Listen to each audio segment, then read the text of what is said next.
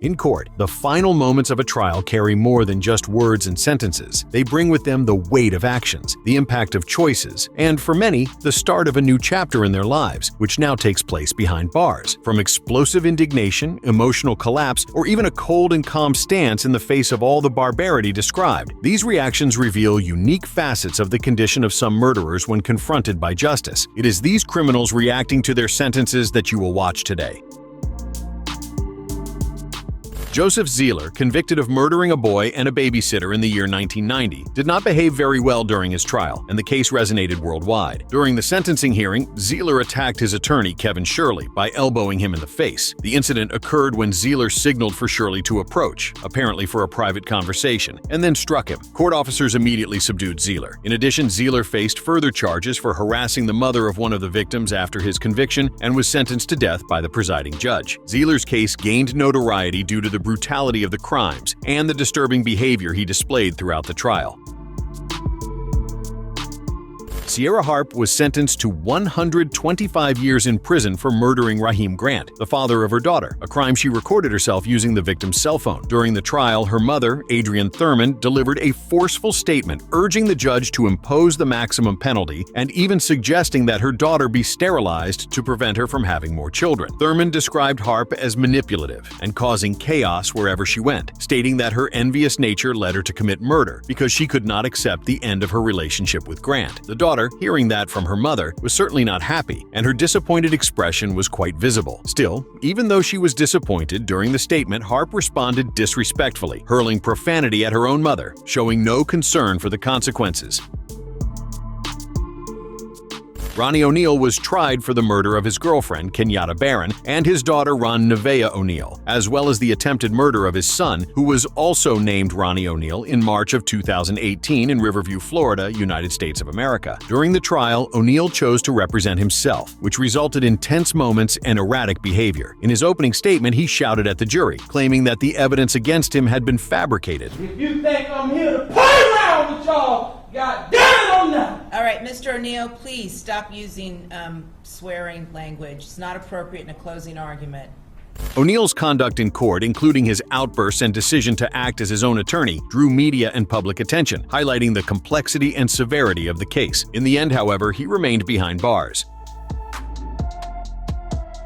Dylan Shoemaker, a 16-year-old teenager, was convicted of second-degree murder for the death of his girlfriend's son, a 23-month-old boy, in March of 2013. During the trial, Shoemaker cried before the jury, trying to show remorse. However, text messages revealed that he had previously said, "All I need to do is cry and they will feel sorry for me." The case gained notoriety due to the brutality of the crime and Shoemaker's attempt at emotional manipulation during the proceedings. He was sentenced to life in prison and remains behind bars for the rest of his life. I would give my life for Austin. I loved him. Because he was a young boy, many people, even knowing what he had done, felt moved. But word of his note quickly spread, confirming that he was indeed a very cold person with enormous wickedness in his heart.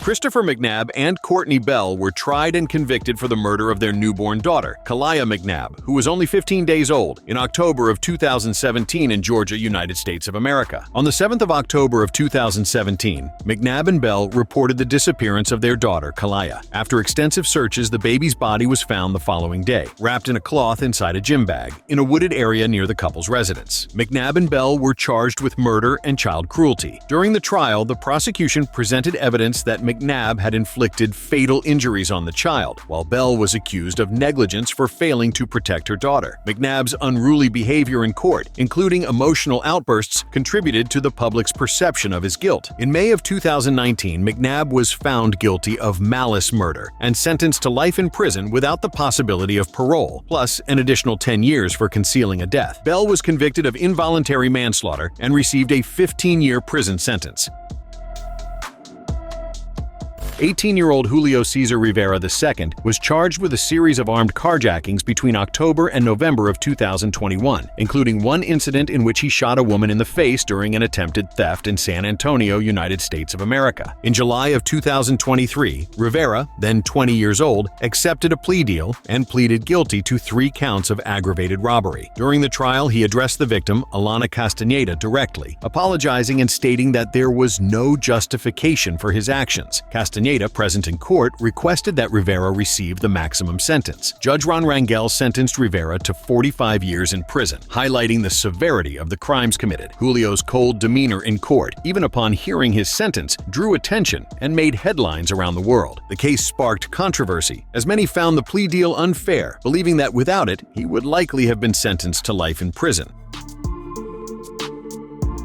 Aiden Fucci, a 14-year-old teenager at the time of the crime, was convicted of the brutal murder of his schoolmate Tristan Bailey in May of 2021 in Florida, United States of America. During the trial, observers noted that Fucci remained cold and reserved, showing little emotion even when confronted with the details presented in court. In February of 2023, on the eve of jury selection, Fucci pleaded guilty to first-degree murder. In March of 2023, the judge sentenced him to life in prison, with the possibility of parole after 25 years, emphasizing the seriousness and apparent lack of motive for the crime. Having already confessed to the entire crime beforehand, he chose to remain completely silent throughout the trial. Fucci's impassive demeanor during the proceedings caught the attention of the media and the public, in stark contrast to the severity of the allegations and the suffering of the families involved. Luis Reyes was a young man sentenced for robbery and homicide who showed extreme violence and behaved very poorly in the courtroom, especially after hearing his sentence, which apparently was not what he expected. Already in court to be judged, Reyes walked aggressively and resisted the officers who attempted to restrain him. His family members even cried, and his mother seemed to scream in the background, distraught by the situation of the young man who would spend his entire life in prison. He kept his head down the entire time as he heard his sentence, and he became enraged by what he heard.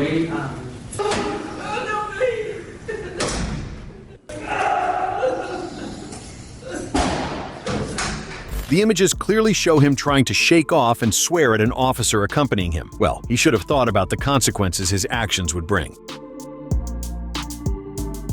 Diana Lovejoy, a fitness instructor from Carlsbad, California, United States of America, was found guilty in November of 2017 of conspiracy and attempted murder of her ex-husband, Greg Mulvihill. During the trial, it was revealed that Lovejoy had hired her shooting instructor, Weldon McDavid Jr., to carry out the crime. Upon hearing the verdict of guilty, Lovejoy fainted in the courtroom, requiring immediate medical attention. At first, she was incredulous about what she heard. Then she lowered her head and looked desperately toward her attorney, before leaning down again and appearing already unconscious while being supported by officers. Murder.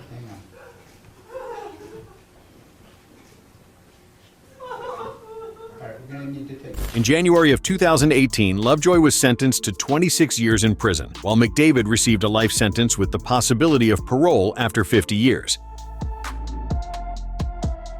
Joneiki Martinez Estrella was one of 5 members of the Trinitarios gang convicted of the brutal murder of 15-year-old Lisandro Jr. Guzman Feliz, which took place in June of 2018 in the Bronx, New York. Estrella was identified as the person who dealt the fatal blow that took Jr.'s life. During the trial, observers noted that Estrella maintained a cold and indifferent posture, showing no remorse or significant emotion in light of the evidence presented. This attitude was seen as disrespectful, especially given the violent nature of the crime and its devastating impact on the victim's family. In October of 2019, Estrella was sentenced to life in prison without the possibility of parole. Later, in March of 2023, an appeals court overturned Estrella's first-degree murder conviction, but upheld the second-degree murder conviction, somewhat reducing his sentence. This means he will be resentenced and could face up to 25 years in prison instead of life without the possibility of parole. Of course, the situation generated a great deal of controversy and protest, particularly on the part of the victim's family.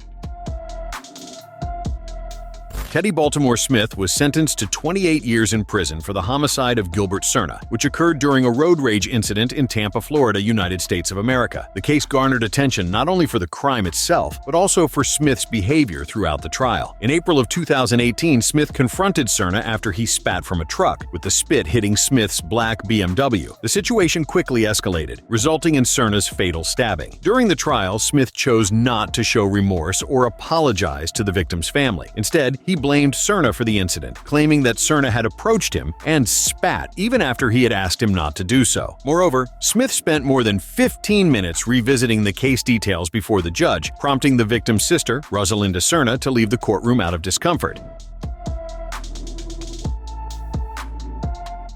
After the 28-year sentence was handed down, Smith expressed surprise and questioned the length of time the judge imposed. In a subsequent twist, the Second District Court of Appeal granted Smith a new trial, stating that the original judge erred by not allowing Smith to represent himself. This decision gives Smith the chance to undergo a new trial, where he can present his defense from the beginning.